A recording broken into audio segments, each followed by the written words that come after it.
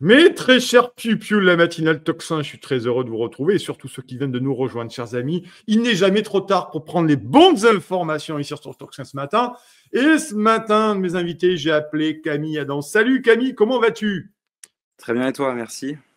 Ben, je suis en pleine forme. Je te reçois parce que tu es encore en train de préparer quelque chose d'explosif et c'est pour ça que je voulais que tu en parles ce matin sur Toxin, chers amis. Vous allez voir, vous vous souvenez du très bon premier, notamment documentaire de Camille au nom de l'Europe, hein, qui a cartonné d'ailleurs. D'ailleurs, quand tu es passé sur Toxin, ça, alors je ne sais pas si c'est dû, mais il y Ça a a aidé, eu, il y ça a a eu aidé. une énorme explosion de vues. Hein, je ne sais plus. On en a combien aujourd'hui, Camille, sur au nom de Un l'Europe? peu plus de 500 000. Ah ben voilà, on est pas mal Mm. là, on est pas mal, on est pas Ça mal en tout cas. progresse.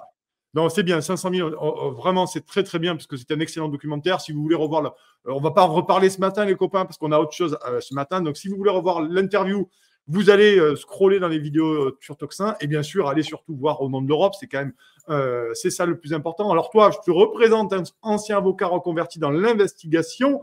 On l'a dit, réalisateur hein, du film Au nom de l'Europe. Et là, tu es en train de bosser sur un nouveau projet, cher Camille. Et c'est pour ça que je voulais qu'on en parle ce matin. Alors, chers amis, on ne va pas tout vous dévoiler parce qu'à un moment donné, c'est en train d'être. On travaille dessus, Camille bosse dessus. Et on parlera aussi du financement parce que ça, c'est important aussi pour toi. Alors, tu es en train de bosser sur la trahison des sages. Et Voilà. à mon avis, tu devrais parler du mutualiste Richard Ferrand, peut-être. Mais dis-nous plus, c'est quoi ce Oui, projet? Pourquoi être parti là-dessus sur le Conseil constitutionnel? Voilà dont on parle ce matin, le Conseil constitutionnel. c'est le prolongement. En fait, c'est le prolongement un peu de mon précédent film, dans le sens Ouais. où, quand j'ai fait Au nom de l'Europe, il y a quand même tout un volet, un petit chapitre sur le Conseil Oui. constitutionnel qui Mmh. avait validé le traité de Maastricht. C'était quand même Mmh. le plus gros transfert de souveraineté que la France ait fait dans son histoire. Et en fait, en creusant ce chapitre, enfin, cette question, je m'étais aperçu que les arguments qui avaient été développés par le Conseil constitutionnel à l'époque étaient totalement fallacieux.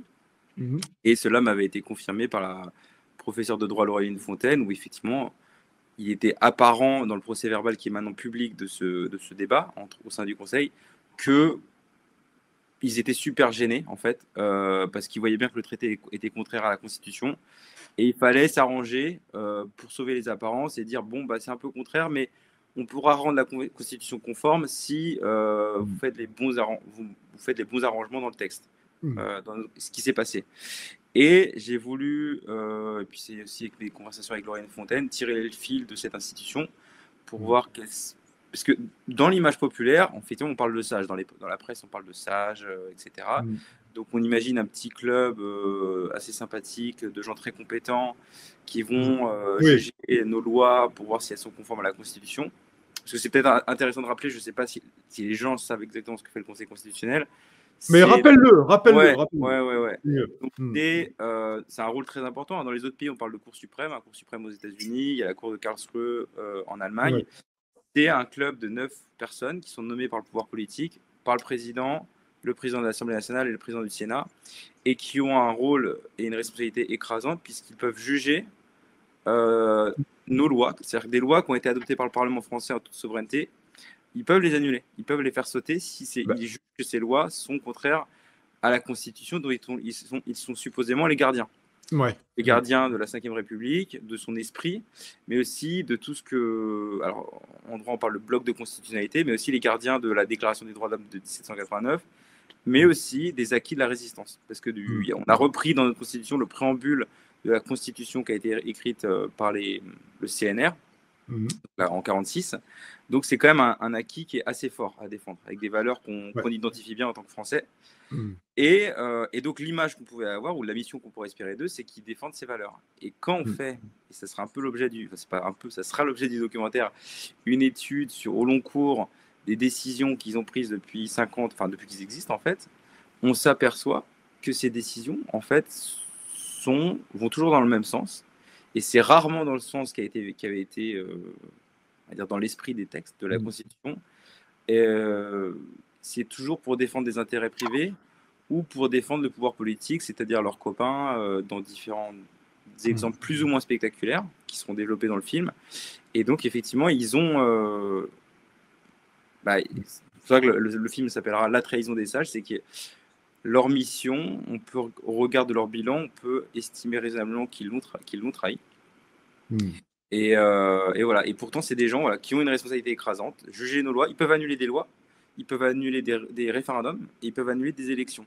Et donc, il y a comme tout un intérêt à ce que des gens avec un pouvoir aussi gros soient nommés de la manière la plus exigeante qui soit. Mmh.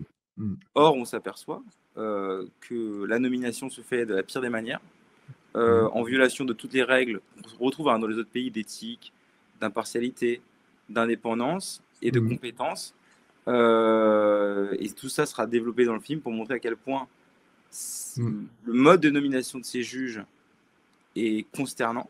Et même, hein, en fac de droit, pour les étudiants qui sont en droit, qui pourraient nous écouter, je suis à peu près certain qu'on leur explique ça en droit constitutionnel de première année, parce que moi, on me le disait. On nous disait que c'était une aberration, il y avait trop... Par rapport aux standards des autres cours, il y a une exception française, mais pas dans le bon sens du terme. Ouais. Est-ce qu'on pourrait dire, Camille, là-dessus, alors je ne veux pas qu'on rentre trop dans le documentaire, alors on vous donnera aussi, on va le dire immédiatement, il faut soutenir Camille. Vous allez sur son compte X, Twitter pour ceux qui le font, ou vous allez sur Ulule, on vous a mis la petite affiche du film hein, en prévision, Trahison des sages, soutenez le projet sur Tipeee, et ou soit sur Ulule, tu as besoin, tu le dis, de à peu près de 20 000 euros, c'est ça, pour développer complètement le projet. Voilà. On est un peu moins de 3 000 en ce moment. Il faut, comme des chers amis Toxinotes, aider Camille, envoyer du lourd pour Camille et essayer d'arriver un maximum à lui faire, parce que ça va être passionnant ce livre-là, ce film-là, pardon. Et vu au nom de l'Europe, je pense qu'on va se régaler et qu'on a tous hâte de le voir parce que c'est toujours bien fait. Et on rappelle, hein, franchement, les amis, toi, tu es ancien avocat, reconverti dans l'investigation. Donc, tu es réalisateur, tu nous avais raconté comment tu avais créé Au nom de l'Europe, en galérant. Enfin, c'est une épopée, hein, ton truc. Hein. C'est vraiment une épopée. Pour 500 000 vues, c'est quand même bien. C'est quand même pas mal. Donc, moi, je vous invite à soutenir Camille, soit sur Tipeee, soit sur Ulule. Vous avez toutes les infos et vous suivez Camille sur ses réseaux. Vous avez toutes les infos, les liens, les machins. Et donnez en fonction de mon moyen, bien entendu. Question, je reviens à la question de fond, sans dévoiler le projet totalement, parce que c'est intéressant, mais est-ce que finalement, on peut dire que le Conseil constitutionnel a-t-il supplanté la souveraineté du peuple français, Camille? Je sais, et ce qu'il a fait, c'est qu'il l'a transféré, ou plutôt, il en a avalisé tous les transferts. En fait, on s'aperçoit qu'il a été complice. Il était le gardien de notre souveraineté, et il a autorisé le pouvoir politique à transférer par les traités européens ou de différentes manières. Il a autorisé tous les transferts sans garde-fou et même, et ça c'est un élément parce que c'est pas une révélation particulière. Il se refuse, mais c'est pas que les institutions françaises, donc Conseil d'État et Conseil constitutionnel, refusent de contrôler les éventuels abus de la Commission ou de la Cour de justice de Luxembourg, Cour de justice de l'Union européenne. C'est-à-dire que la gardienne des traités européens, c'est la Commission. Oui. Mais si la Commission viole les traités, en théorie, il y a un recours, c'est devant la Cour de justice des juges européens. Mais imaginons, et en fait, ce n'est pas du tout un cas d'école, parce que c'est arrivé très souvent dans l'histoire européenne, que la Cour de justice de l'Union européenne elle-même viole les traités et reconnaisse des pouvoirs qui ne sont pas prévus par les traités. Est-ce qu'il ne faudrait pas que les États, à ce moment-là, puissent mettre des garde-fous et reprendre le contrôle là-dessus en cas d'abus? Et la France refuse, en fait, ce contrôle. Et donc, c'est pour ça qu'elle pourrait. L'Allemagne le fait. L'Allemagne s'est réservé le droit de corriger les abus de la Commission ou du Conseil ou des juges européens. La France refuse. Donc, même là-dessus, il y a un refus d'exercer notre souveraineté, de la contrôler ou de la protéger. Et en l'occurrence, c'est exactement ce qui s'est passé. Il n'y a pas une histoire, alors une autre fois, je ne veux pas rentrer dans le détail du documentaire, chers amis, parce que vous le verrez et je vous invite si vous pouvez, à financer ce documentaire concrètement. Il n'y a pas aussi une histoire de rémunération là chez les membres du conseil? J'avais travaillé sur un article là-dessus. Il y a un truc pas clair. On ne va pas dire que c'est pas clair. On ne va pas dire que c'est pas opaque, mais quand même, ça mériterait quelques éclaircissements, non? Alors, il y a plein de... pour dire, la situation est tellement, j'ai presque envie de dire pathétique ou grave à propos des abus qu'il y a dans le Conseil constitutionnel, que c'est presque un sujet anecdotique parmi tout ce qu'il y a. Effectivement, le premier argument qui a été, et puis c'est même pas contesté, hein, c'est que la base de la rémunération, sans parler de leur montant, elle est illégale. C'est ça. Il n'y a pas de fondement légal à leur rémunération. Donc, mais ça, il faut imaginer que c'est un sous-scandale dans tout ce qui se passe, parce que, juste pour clarifier, le documentaire ne sera pas que sur... c'était mon point d'entrée et point de départ, mais sur pourquoi ils ont avalisé les différents transferts de souveraineté. mais il y a beaucoup plus, et c'est aussi leur bilan des lois qu'ils ont annulées, parce qu'en fait, ils ont aussi une communication qui est très maligne, qui est toujours de mettre en avant, parce qu'il ne faut pas se mentir, ils prennent des décisions qui, de temps en temps, ils jouent leur rôle, qui vont dans le sens de la protection des libertés individuelles, de nos droits, etc. Mais ça, c'est un peu la vitrine, c'est un peu la communication. Ils en prennent une par an, et ça fait le tour des médias, et comme ça, ils se donnent un air très important de grand défenseur de la Constitution. Et ça, c'est la vitrine. Et après, pour une bonne décision, il y en a 10 mauvaises. En plus, qui sont très mal rédigées en droit et très opaques parce qu'il n'y a pas d'argumentation sérieuse. Et d'ailleurs, ça pose problème aux professeurs de droit constitutionnel parce qu'ils n'ont pas il n'y a pas le raisonnement. Il n'y a pas de raisonnement dans leurs décisions. C'est juste ils disent c'est conforme, c'est pas conforme. Et on se rappelle, la décision, ça c'était un des exemples très concrets. Quand il y a eu la réforme des retraites en 2023, ils savaient qu'ils étaient obligés d'être protégés par un cordon de CRS. D'ailleurs, c'est pour ça que je me suis l'affiche du film. Parce qu'ils étaient attendus au tournant après tous les abus que tout le monde avait pu constater sur la manipulation de la Constitution par le pouvoir. Et eux, ils avaient tenu une décision qui était assez consternante de dire non, puisque c'est dans la Constitution, c'est que c'est valable. Sans voir que c'était l'accumulation des dispositifs et de leur détournement qui posait problème. Donc là, et il n'y avait pas plus de raisonnement que ça. Et on voit donc tout le problème que pose cette institution. Et très concrètement, comment là-dessus, ils ont tous sauf joué le rôle de contre-pouvoir, ils ont accompagné le pouvoir, ils ont été son complice. Et c'est là où le film expliquera pourquoi, parce que ces gens-là, ce sont des anciens ministres, des anciens premiers ministres, qui se retrouvent en conflit d'intérêts en permanence à défendre leurs anciens petits camarades, leurs anciens collègues, ou même à défendre des lois qu'ils ont eux-mêmes votées quand ils étaient ministres. Donc on voit bien le système de fou furieux. Ce qui n'est pas du tout le cas dans les autres pays. Dans les autres pays, c'est des juristes, c'est des experts. Là, c'est des anciens ministres, maintenant des premiers ministres, et là, il y a Richard Ferrand, donc on passe un cran au-dessus, c'est-à-dire qui siège. Là, on est là-haut, là, avec lui. Qui se retrouve à siéger avec l'ancienne procureure qui a classé son dossier. Au parquet de Bretagne, je crois que c'est Brest. De Rennes, j'imagine. Oui, c'est ça, parquet de Rennes. Oui, ça aussi. Dans une affaire des mutuelles de Bretagne, notamment. Exactement. Voilà. Et donc, alors, après, et en plus, c'est peut-être vrai, on pourrait très bien dire, d'ailleurs, c'est ce qu'il a dit, tout ça n'est qu'une succession de coïncidences, ce qui est très compétente, etc. Mais quand bien même ça serait le cas, c'est que le soupçon demeure. Et en fait, le soupçon suffit à entacher la crédibilité d'une institution. Et même, normalement, en droit, donc pour des juridictions, c'est pas acceptable, en fait. C'est-à-dire qu'on ne peut pas laisser une institution qui a autant de pouvoir avoir un soupçon sur ses compétences d'abord, et son éthique, son indépendance. Et malheureusement, en fait, ça, c'est encore une fois, je te parlais là de sous-scandale, qu'il y en a tellement, il va falloir que j'arbitre sur lesquels je vais exposer, parce que ça dysfonctionne tellement à tous les étages. Voilà, entre guillemets, alors c'est très bien pour moi, parce qu'il suffit de se baisser pour ramasser les maintenant, il va falloir arbitrer pour que ça soit le plus percutant. Et pour que les gens se rendent compte, parce qu'il y a un enjeu. Là, on voit bien dans les. Alors, c'est aussi le travail que je fais aussi pour l'analyse de l'Union européenne, c'est qu'on a cet engrenage. Voilà, et on va aller vers toujours plus de transfert de souveraineté, un engrenage fédéral. Et il y aura peut-être un enjeu à ce que. Parce que ça, on ne nous a pas demandé notre avis vers l'engrenage fédéral. Ce qui va se passer, c'est qu'un jour, on demandera au juge constitutionnel son avis, et on sait très bien la position qu'il va prendre. Et donc, il y aura un enjeu pour les Français qui soient conscients du pouvoir de ces juges, qu'on ait enfin une critique sérieuse, parce que pour l'instant, il n'y a pas de critique médiatique très sérieuse de la question. Et il y a donc un enjeu, parce que enfin en France, on est des juges indépendants qui jouent le rôle de contre-pouvoir et qui nous protègent effectivement de transferts de souveraineté auxquels on n'a pas consenti. Et donc, si on ne fait rien, s'il n'y a pas de critique de cette institution, parce que, encore une fois, ce n'est pas le cas, ils vont, une fois de plus, entériner sans notre accord, des transferts de souveraineté massifs et importants.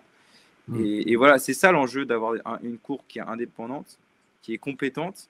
Et aujourd'hui, c'est plutôt une cour qui est complice du pouvoir politique et de tout ce qu'elle prévoit en termes de, pas forcément de transfert de souveraineté, mais notamment, et ça peut être, comme avec la réforme de retraite, d'abus de pouvoir, en fait. D'abus de pouvoir, tout simplement. Donc, ouais, donc grosso modo, pas grosso modo, le sujet du doc à venir, chers amis, vous pouvez le soutenir. On vous l'a dit, allez chercher les liens sur les réseaux sociaux de Camille. C'est le Conseil constitutionnel, complice du pouvoir et abus de pouvoir. C'est ça à quoi tu réponds dans le documentaire, j'imagine. C'est ça, c'est ça. Et aussi pour prévenir l'avenir, parce qu'on voit qu'il y a des élections qui sautent un peu partout en Europe quand le résultat ne convient pas. Est-ce que demain, ça sera nous? Voilà. Est-ce que donc ils nous font un référendum? Bon, la solution française, ça a été de plus de référendum. On arrête de demander. Oui, bon, c'est plus simple. Ah ouais. Mais si demain il y avait une élection qui leur plaisait pas, ou on a des précédents, parce que on a eu quelques précédents quand même. Il y a l'histoire en termes d'interférence du Conseil avec les élections. Il y a quand même les comptes de campagne de Chirac qui étaient falsifiés et qui ont été validés en connaissance de cause par le Conseil parce qu'il disait, je cite, il faut sauver la République. Bon, donc ça c'était quand même un premier cas. À l'inverse, je sais, il me semble que les comptes pourtant ils ne devaient pas être menaçants de Jacques Cheminade, eux avaient été invalidés la même année. Ça sera vérifié, mais il me semble qu'il y avait ça.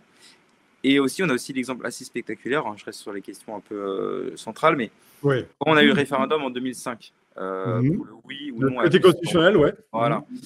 Eh bien, il y avait Madame Simone Veil qui était membre du Conseil constitutionnel et qui s'était... elle était quand même juge, c'est quand même un rôle important. Elle était partie faire campagne pour le oui. Donc, on avait des juges qui se retrouvaient à faire campagne très tranquillement pour un référendum. Et au début, elle ne voulait pas... les gens avaient demandé est-ce qu'elle démissionne. Elle ne voulait pas au début. Parce que ça pose un petit problème d'indépendance. Et donc, on peut imaginer... Voilà, c'est ce genre d'abus qu'il y a au sein du Conseil en France. C'est normal, ce sont des politiques, ce ne sont pas des juges, ce ne sont pas des vrais juges, ce ne sont pas des experts. Quand tu as Jacqueline Gouraud, tout de même, qui a été pendant un certain temps, il faut savoir que Jacqueline Gouraud, elle a été ministre, une ministre sous Macron d'ailleurs. Je n'ai pas eu l'impression que manifestement elle a fait bouger les choses dans ce pays. Eh bien, Jacqueline Gouraud, elle est allée repantoufler au Conseil constitutionnel. Ça pose des questions, c'est cet exemple que j'ai soulevé, que je me souviens, mais il y en a beaucoup d'autres. C'est un très bon exemple parce que Jacqueline Gouraud, déjà, sa formation, c'est pas pour dénigrer, mais je pense que c'est pas tout à fait sa place. Sa formation de base, elle est professeure d'histoire géo. Donc on peut se dire que c'est pas forcément la meilleure experte du pays pour lire la Constitution.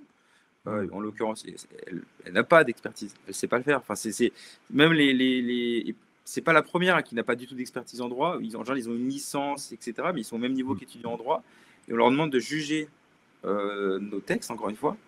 Et la comparaison est terrible quand on voit des arrêts de la Cour constitutionnelle allemande, où c'est presque des grands textes de philosophie du droit qui analysent en longueur avec une fine argumentation très précise qui permet de comprendre pourquoi ils prennent telle ou telle décision. Là, c'est des arrêts. Alors, c'est très bien pour les étudiants en droit. C'est une page, donc c'est très facile à lire.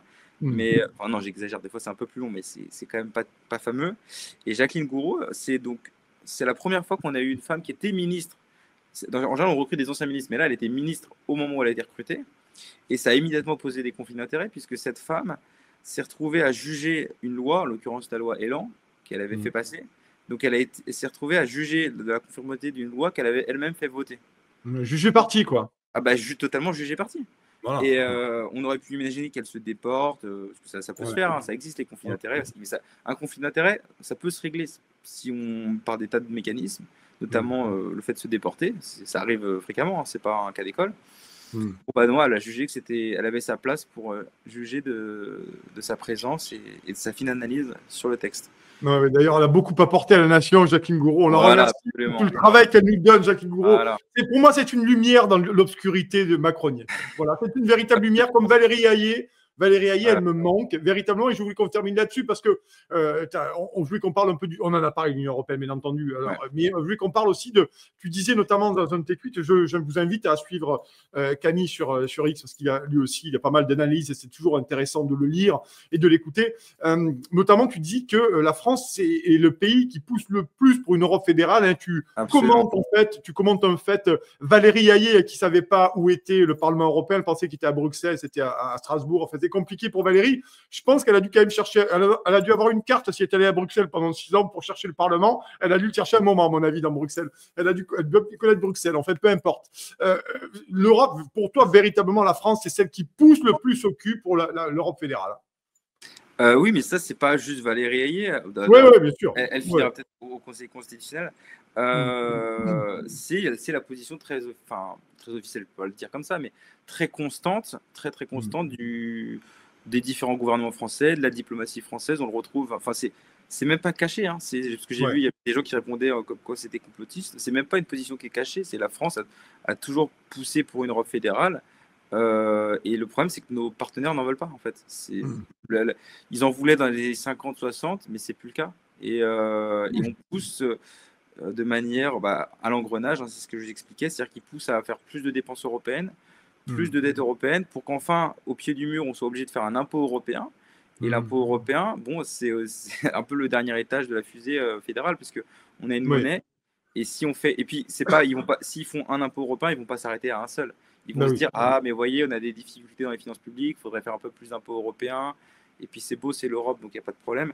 Donc on voit bien l'engrenage. Et la France, pour le coup, ça, il y a une note qui a été publiée, qui a été révélée par le site Context, qui est un très bon site Ouais. d'information, et qui a révélé effectivement la position, ça s'appelle une note de position des autorités françaises. Ça Mm. doit dater du mois de mars. Et ça détaille effectivement très officiellement la position de la France sur l'impôt européen en disant il en faut un, ou il en faut même plusieurs. Donc oui, il y a un engrenage et Mm. la France y pousse. La France y pousse Ouais. tout à fait officiellement. Ouais, parce que tu réagissais notamment à un tweet de Valérie Ayé, pareil, je le dis, Ouais. qui défend un budget européen. Elle défend un budget européen autonome qui ne dépend pas uniquement de la contribution des États membres. Comment, avec des ressources propres à l'Union européenne, ça c'est, je cite le tweet de Valérie Ayé, effectivement, des ressources propres à l'Union européenne, manifestement, c'est l'impôt. Hein. Ah non, mais c'est dit tel quel. Les Ouais. ressources propres, il y en a qui existent déjà. C'est-à-dire on reverse les États, le fait que les États versent à Bruxelles de l'argent chaque année, c'est les ressources propres. Il y a un tout petit peu de droits de douane qu'on touche, mine de rien, mais c'est dérisoire parce on a les droits de douane les plus bas du monde. Voilà, ça, c'est des ressources propres. Mais dans les notes françaises, ils parlent d'impôts et c'est beaucoup plus clair. Alors, au début, ils vont nous le vendre en disant on va taxer les GAFAM. Après, ils vont dire on va taxer le carbone aux frontières. Oui, bon, pourquoi pas. Mais ils ne vont pas s'en arrêter là. Ce n'est pas l'histoire de l'Europe, c'est qu'on va aller toujours plus loin. Et ça, la France le souhaite ardemment. Donc, faut juste que les gens le sachent, qu'on va nous vendre ça. Et ils vont le rendre inéluctable parce qu'il y a l'élargissement, c'est ce que je disais, il y a l'élargissement qui a été accepté au Balkan et en tout cas pour une Europe à 35, à horizon 10 ans. Bon, ces gens-là, c'est des pays très très pauvres, donc il faudra les subventionner comme on a subventionné l'Europe de l'Est 2004-2007, depuis 20 ans maintenant. Et sauf que là, je n'ai pas besoin de commenter l'état de nos finances publiques, on ne peut plus. Et donc c'est pour ça qu'ils pourront dire à juste titre, voyez, il faut un impôt européen puisqu'on ne peut plus les payer, payer pour ces gens-là. Donc il faut s'attendre à un élargissement de l'UE, il faut s'attendre à un impôt européen et effectivement à un État fédéral qui prend forme sous nos yeux, parce qu'on a déjà la monnaie qui est un truc très très fort. Et là, effectivement, je ne suis pas sûr que le Conseil constitutionnel joue le rôle de gardien de notre souveraineté sur ces questions-là. Parce que c'est aussi notre souveraineté. Hein. On a la question d'un impôt européen. Oui. C'est très, très sérieux. Et en plus, parce que quelqu'un aussi me demandait c'est quoi la différence entre un impôt européen et un impôt national. Quelle est la différence? Et la différence, c'est que, alors déjà, dans tous les cas, on paye, mais sauf qu'on perd le contrôle de notre argent, puisque l'argent est européanisé. Donc, c'est-à-dire que, par exemple, cet argent, et c'est pareil, c'est pas un cas d'école, c'est déjà arrivé, notre argent va servir à financer nos concurrents. Donc c'est pour ça que c'est très concret, un impôt européen, ça pose problème puisque c'est l'argent qui nous est imposé, dont on perd le contrôle et qui va être géré par la pire administration d'Europe, par la Commission européenne et le Parlement. Donc il faut s'attendre au pire. Donc ça sera de la mauvaise gestion sur de la mauvaise gestion et sans doute pour financer des concurrents. Donc on est dans de beaux draps. On n'est pas sorti des ronces en tout cas, mais heureusement qu'il y a Camille Adam qui est avec nous.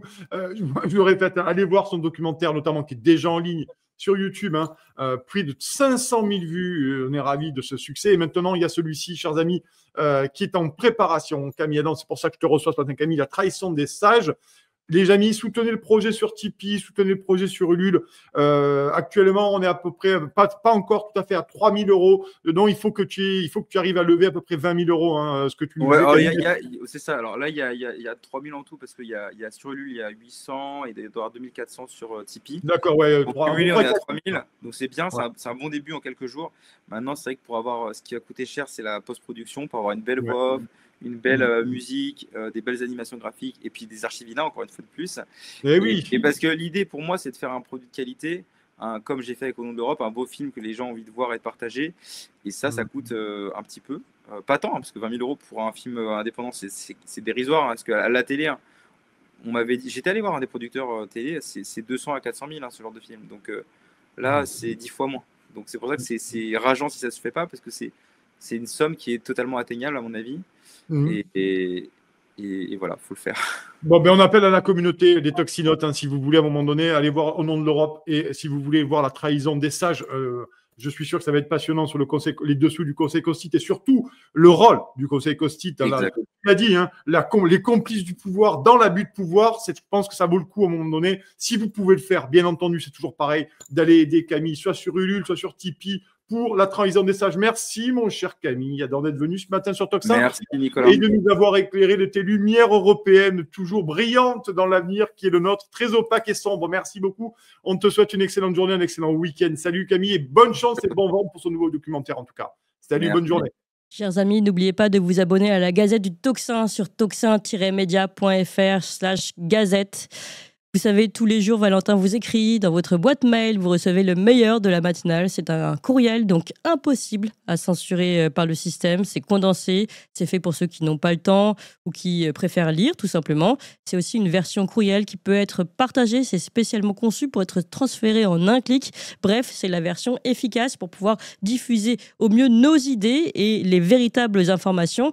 Pour recevoir gratuitement la Gazette tous les soirs, inscrivez-vous donc tout de suite sur toxin-media.fr/gazette, toxin-media.fr/gazette. À bientôt.